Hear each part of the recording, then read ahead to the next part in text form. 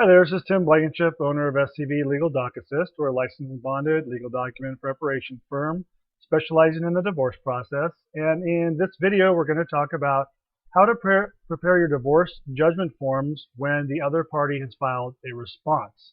So let's jump right into this and look at what the courts say we need to prepare in order to get this done.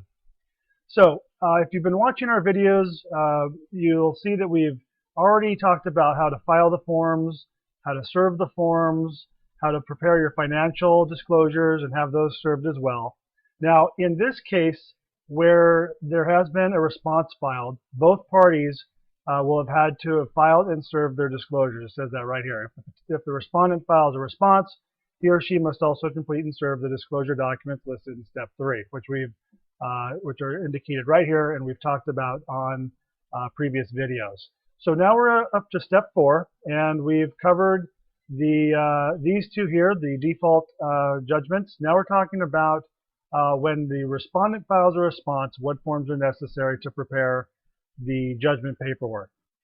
So let's take a look. I do have a checklist that I utilize when preparing the judgment paperwork when a response was filed by the respondent, and we'll take a look at that here.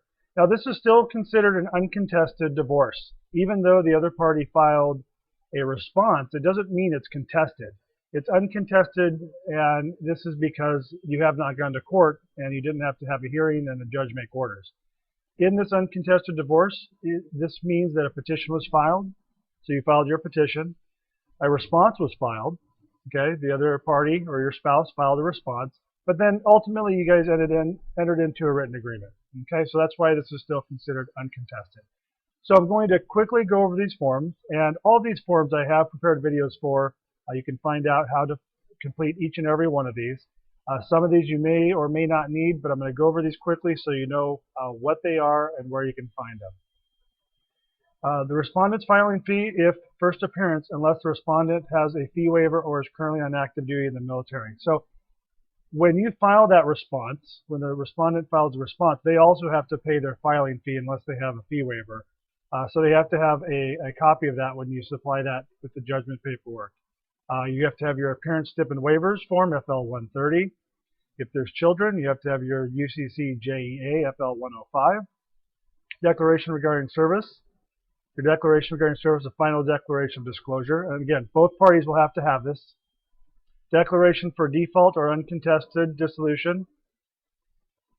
It pays us down a bit. Your notice of entry of judgment. Now, here are some supplemental forms. If you have children and child support's being requested, you're going to need to do the forms listed here.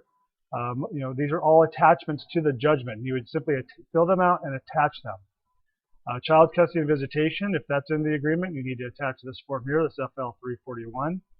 If spousal support is going to be included, you have another attachment. So essentially, you have your basic 6 or 8 forms, and then you have additional attachments depending on the type and amount of orders that you're requesting.